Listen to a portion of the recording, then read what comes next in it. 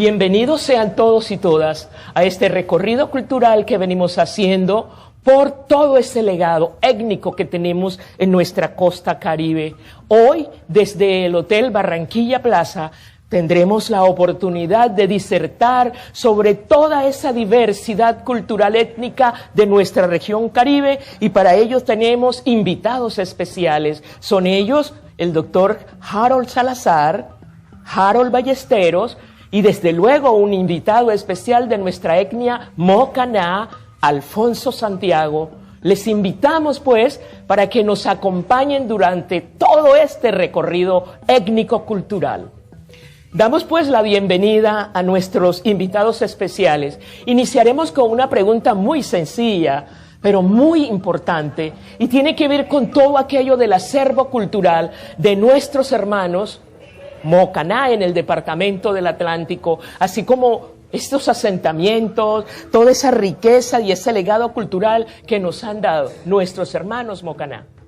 Señor Santiago.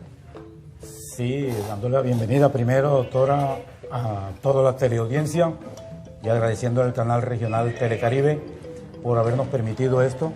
Sí, nosotros estamos aquí atendiendo ese llamado porque la diversidad, lo cultural que nos llama, que nos motiva a estar aquí, tiene que ser mostrado, ya que gracias a gestiones e inquietudes de nosotros pudimos rescatar y hoy se encuentra nuestra etnia reconocida por el Ministerio del Interior como una parcialidad en todo el territorio del Atlántico, conformada por 6 pueblos. ¿Podría explicarnos qué significa esto? Utensilio de ellos utilizado como un hacha manual, también lleva un mango de madera, sí, incrustado, diferente al que es hoy, que la madera iba incrustada en el metal.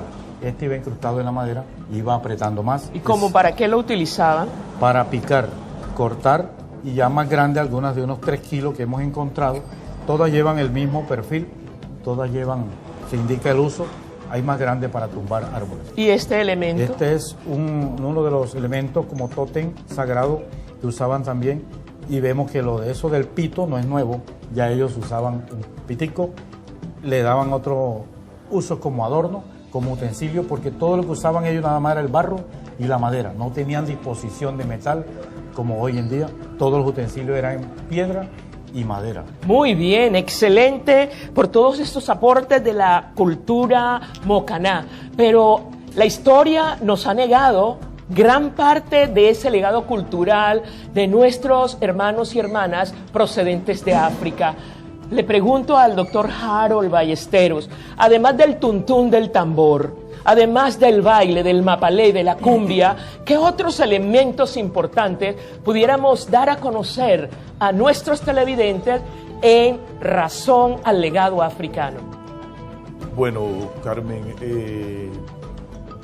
son múltiples los aportes del pueblo africano en América. Ustedes saben que la venida del africano a América se produce justamente en el momento en que hay una crisis de mano de obra indígena, y eso permitió que se le pidiera a la reina la dispensa para traer hombres que luego se colocarían en condición de esclavos en América. Y con ellos ustedes saben que todo hombre, cuando se traslada de un lugar a otro, este hombre es además portador de cultura. No solamente es un comerciante o no solamente es un trasplantado de un territorio X a un territorio Y, sino que en sí este hombre es poseedor de todo el acervo cultural. Por otra parte, nosotros hemos tenido a lo largo de la historia una cosa muy clara de manera primaria, y es que parece que lo único que trajimos fue lo folclórico. Y sucede que lo folclórico evidentemente es lo más cercano a lo primigenio de cada cultura. Sin embargo, la cultura, como es tan cambiante, en la medida en que se va avanzando en ella, en la medida en que se van haciendo convenios de hibridación, es decir, negociaciones de cultura, digamos que los grupos culturales no van acabando con lo anterior, pero indudablemente van refinando algunos elementos de la cultura. El hombre afrodescendiente, ya no el africano, sino el afrodescendiente al cual pertenezco, indudablemente ha entrado en una nueva dimensión, y es que es en el reconocimiento de que no solamente es en la danza, es en el folclore o es en el boxeo que se, digamos, ciertas artes como el de Sistina, que era tan terrible, pero hoy encontramos a estos hombres en la universidad, hoy los encontramos dirigiendo poder, entre otras. Uno de los primeros presidentes de Colombia fue el presidente Nieto y era negro. ¿Sí? Esto, digamos que de alguna manera, lo que encontramos es que hay también cierto ocultamiento de la historia con respecto a los aportes de los hombres intelectuales de la comunidad afrodescendiente. Excelente, maestro.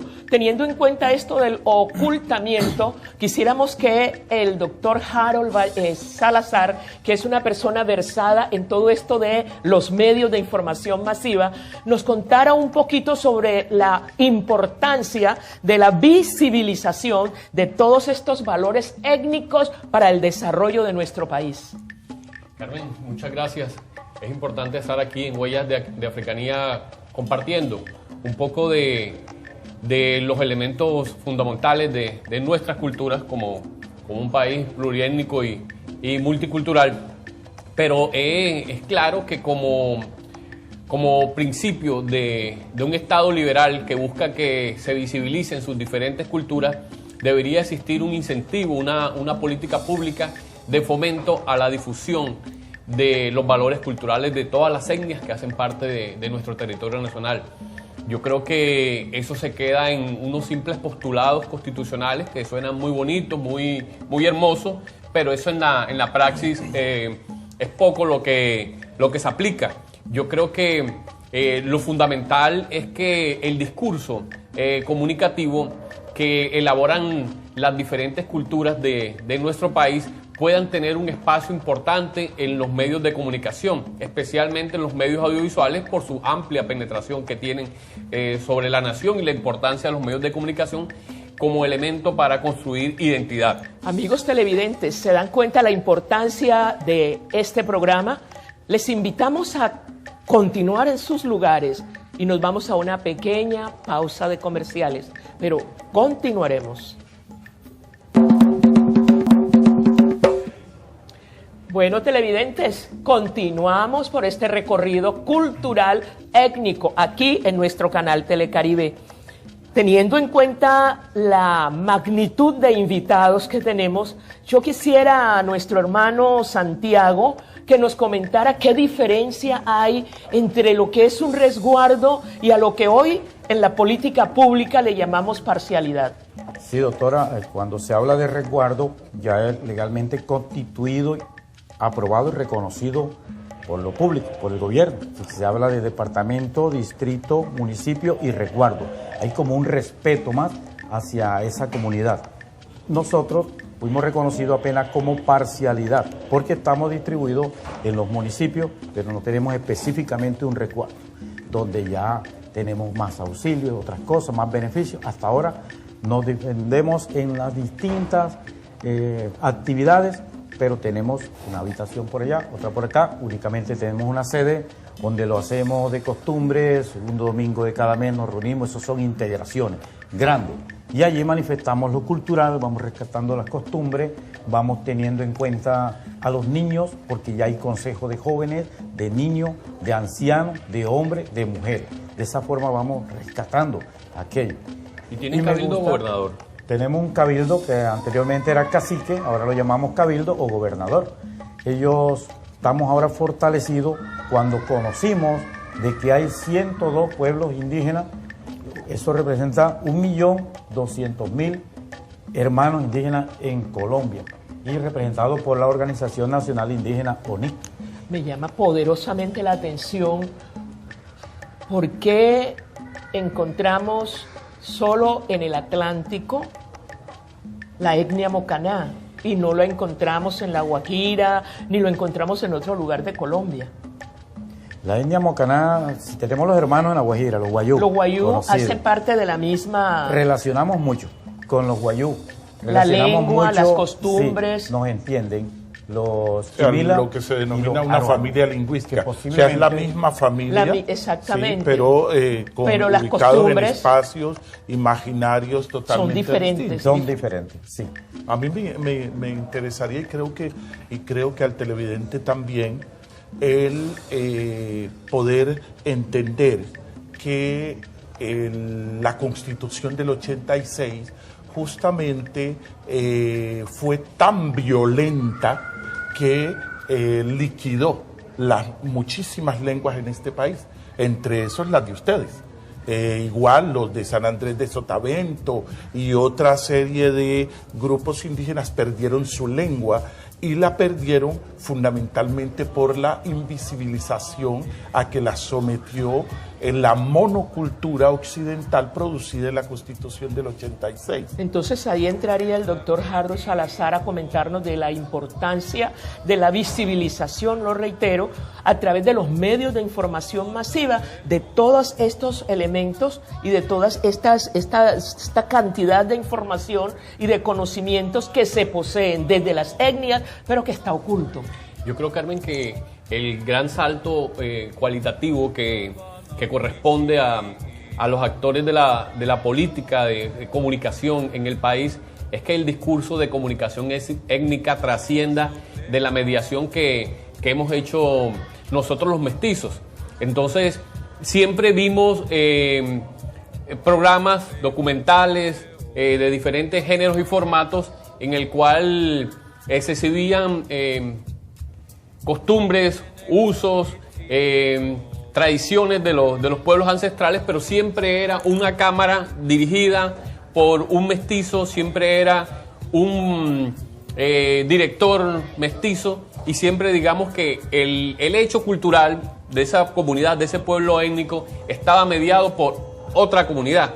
Entonces, el gran aporte, o sea, ese salto cualitativo que debe darse hoy, y es a lo que está generando, digamos, como toda la regulación en materia de comunicaciones en el cual participa el Ministerio del Interior, el Ministerio de las TIC, la Autoridad Nacional de Televisión y por supuesto deben entrar los canales públicos, es que los grupos étnicos sean los productores de su propio contenido. Es tan importante la investigación y es tan importante el reconocimiento étnico que tenemos en Colombia porque es como fortalecer aquello que llamamos la identificación cultural. Es sentirnos que todos y todas hemos nacido en un país pluriétnico y multicultural como es Colombia. Les invitamos a continuar en sus televisores porque nos vamos a un pequeño corte de comerciales. Continuamos con su programa Huellas de Africanía. Y les recordamos hoy desde el Hotel Barranquilla Plaza. Bien, quisiéramos que nuestro hermano y amigo Alfonso Santiago nos hiciera como un breve recorrido por todas esas costumbres propias de nuestra etnia mocaná, esos arraigos y aún más en este escenario de globalización en donde se atomizan las culturas autóctonas que están haciendo ellos para la recuperación de su propia cultura. Cuando estamos enfrentados con un mundo occidentalizado, hasta nuestros propios familiares, meterle en la idea lo cultural, lo tradicional, nos ha costado esfuerzo, pero vamos venciendo eso y estamos por eso con el princesado, con que se consuman los productos naturales, ¿sí? La medicina natural, no tanto, está libre de químicos, de preservativos, se recurra al vino, a la chicha, todo lo elemental. ¿Y esto nosotros qué empleamos. Ese es un medicamento donde están empleadas unas 7 plantas conocidas tradicionalmente como antisépticas, antialérgicas, analgésicas, reunidas para la enfermedad moderna la chikungunya. Entonces ha tenido acogida porque desinflama, quita el dolor y quita la alergia. Pues son diferentes síntomas que da, que no es sino que la persona, de acuerdo a sus defensas, así lo ataca y le está despertando síntomas que tenía escondido, y ahí llega y hace efecto sobre eso.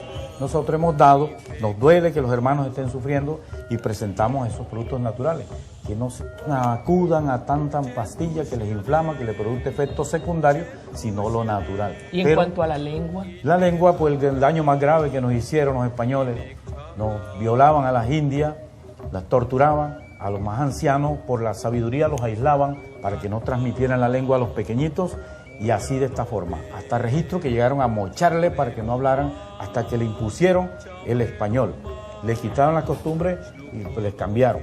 Los templos sagrados pusieron un templo católico, y así de esa forma forzada nuestra lengua materna se opacó. Ahora estamos en esa tarea del rescate con la guía de nuestros ancestros mamos. Los mamos de allá nos dirigen cuando estamos en los sitios sagrados. Nos concentramos espiritualmente tan fuerte que nos hablan en la propia lengua, y de ahí vamos traduciendo cómo era exactamente nuestra lengua, traduciendo si era de Arhuaco, si era Guayú, si era Mocaná. Exactamente, en un principio nos hablaron de Caribe y de Chicha, y investigación más pura dijeron era Mocaná, y se extendía hasta Bolívar, no nada más hasta el Atlántico. Si el departamento de Bolívar siguen investigando, saldrán nuevos pueblos mocaná, porque van a encontrar registro ancestral de que indica que sí fue territorio indígena ancestral, sí están los registros totalmente. Claro que yo creo que, digamos, ahí hay que aclarar alguna cosa, porque si bien es cierto, digamos, el español, el imperio español y sus representantes en América presionaron a los pueblos indígenas a abandonar su cultura, la mayor parte de los indígenas en América resistieron, y resistieron justamente en la medida en que hicieron un proceso de hibridación cultural. Lo que pasa es que mucho más que eso, para desaparecer la lengua mocaná, se produjo fue a partir de la Constitución del 86. La Constitución del 86 determinó que había una sola lengua, que era el castellano, que había una única cultura, que era la cultura blanca occidental, ¿verdad? Y eso llevó a tal punto en que fue eliminando las posibilidades lingüísticas, los marcadores lingüísticos, los marcadores fonológicos de estos grupos culturales indígenas. Ahora, el otro fenómeno que tendría que tocarse, digamos, ya en el final de este programa, tiene que ver con que los medios masivos de comunicación en el país concentran en 2, 3 o 4 programas la visibilización que no hicieron durante todo el año de los grupos étnicos. Entonces, te hacen un programa al final del año, cuando a lo largo de 12 meses debieron haber planteado una política, ¿verdad?, de inclusión, de visibilización, una política pública real y de compromiso con los grupos étnicos. Y eso está pasando a nivel nacional y está pasando con las televisiones regionales, y yo creo que ahí hay que llamar la atención, Harold. Totalmente, porque la política pública debe responder a una verdadera intencionalidad en lo regional. Y aquí el hecho regional es supremamente clave, porque desde el Golfo de Urabá hasta la península de La Guajira tenemos un sinnúmero de culturas, nada más por hablar del Caribe continental, que son invisibilizadas a la programación, y no puede ser que los canales regionales se dediquen a reprogramar modelos del interior del país. Es necesario que fomenten nuestra cultura, que fomenten nuestros valores, y que proyectos como Huellas de Africanía estuviesen presentes a lo largo del año, que es lo que señalaba Harold. Eso es una política pública, eso es lo que refleja el verdadero interés, y para eso es la televisión pública regional. Entonces, la posibilidad de tener un discurso que nuestros hermanos de diferentes etnias puedan circular sus imaginarios y puedan proponer sus propios contenidos hechos por ellos mismos. Y en algunos casos, ¿por qué no? También que puedan ser relacionados con el discurso de otras comunidades, pero lo fundamental es que la política pública se refleje en hechos concretos y no en dádivas los cuales se cumple como la cuota de pantalla. O sea, y se cumple con lo que dice el Acuerdo 01, que un porcentaje mínimo de la programación debe tener enfoque o contenidos étnicos. En esto básicamente hablamos de contenidos étnicos y que deben tener una clara orientación a las políticas públicas de fomento a una comunicación incluyente en nuestra región Caribe. Incluso los costos, uno dice, bueno, el problema de los costos es que hay que ir a Palenque, a San Basilio de Palenque, hay que ir al otro resguardo. No, Barranquilla es una ciudad-región y en esta ciudad se encuentra prácticamente todas las manifestaciones culturales del Caribe colombiano. Bueno, podríamos decir que Barranquilla es un escenario propicio para la difusión, para la visibilización de todos esos valores culturales étnicos propios de nuestra región Caribe. Lástima, se acabó el tiempo. Vamos a terminar y quiero dar gracias a Harold Salazar, a Harold Ballesteros, a Alfonso Santiago, a nuestro canal Telecaribe, a el Hotel Barranquilla Plaza, al equipo que nos ha acompañado en este día y a todas las personas que de una manera u otra han aportado a que hoy Colombia y el Caribe colombiano sea rico en cultura étnica. Les invitamos a continuar allí porque vamos a mostrarles algo de la cultura africana y es un suku interpretado por la Escuela de Danzas Folclóricas Palma Africana. Nos vemos pronto.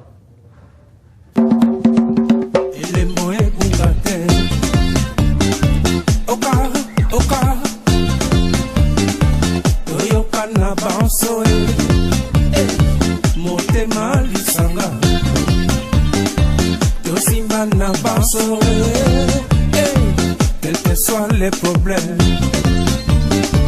no quiero contarte, oh, oh, oh,